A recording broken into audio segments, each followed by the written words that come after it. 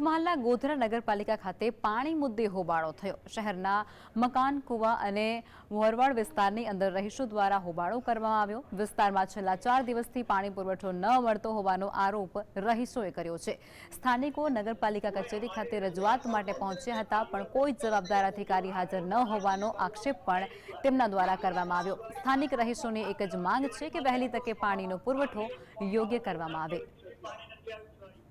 છેલ્લા 4 દિવસથી ગોરવાડ વિસ્તાર, મકનપુવા વિસ્તાર, કોથાડી વિસ્તારમાં પાણી બંધ કરવામાં આવેલું છે। પાણી બિલકુલ કોઈને પણ એમના ઘરમાં એક ડ્રોપ પણ પાણી મળતું નથી।